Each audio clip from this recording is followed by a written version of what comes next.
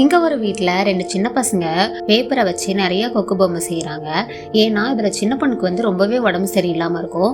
அவங்க ஊர்ல 1000 கொக்கு பொம்மை செஞ்சு அதை கடவுள்கிட்ட வச்சு ப்ரேயர் பண்ணா நம்ம நினைக்கிறது நடக்கும் அப்படின்றத நம்புவாங்க. ஸோ அதனால தங்கச்சிக்கு உடம்பு சரியாகணும் அப்படின்றதுக்காக 2 பசங்களுமே சேர்ந்து நிறைய கொக்கு பொம்மை செய்வாங்க. இப்படியே கொஞ்ச நாள் போகுது. அந்த சின்ன பொண்ணு எப்பவுமே அக்கா கூடவே தான் இருப்பா. ரொம்பவே சந்தோஷமா இருப்பாங்க. இவங்களுக்கு அம்மா அப்பா இல்லாதனால அவங்களோட பாட்டி தான் இவங்களை ரொம்பவே பாசமா பார்த்துப்பாங்க. தங்கச்சிக்கு உடம்பு சரியாகணும் அப்படின்றதுக்காக அவ அக்கா நைட்டு ஃபுல்லா உட்காந்து கொக்கு பொம்மை செய்வா.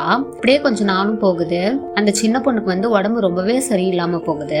படுத்த படுக்கையே ஆயிடுறா. அதை பார்த்து அவளோட அக்காவும் நம்ம சீக்கிரமா 1000 கொக்கு செய்யணும் அப்படின்ட்டு வேக வேகமா செய்ய ஆரம்பிக்கிறா. ஆனா எவ்வளவுதான் கஷ்டப்பட்டாலும் அவளால செய்ய முடியல. அவளோட தங்கச்சி இறந்து போயிடுறா. இவளுக்கு ரொம்பவே கஷ்டமா இருக்கு. அப்பதான் பாக்குறா அங்க ஒரு சின்ன பெட்டி இருக்கு. அதுக்குள்ள பார்த்தா நிறைய கொக்கு இருக்கு. அதுல ஒரு கொக்குல மட்டும் கடைசி கொக்கு இதுதான் அப்படின்னு சொல்லிட்டு போட்டிருக்கு. அப்பதான் தெரியுது நமக்கு முன்னாடியே நம்ம தங்கச்சி 1000 கொக்கு பண்ணி முடிச்சிட்டா அப்படின்னு. என்னதான் இருந்தாலும் அந்த பொண்ணு உயிரோட இருந்திருக்கலாம்ல.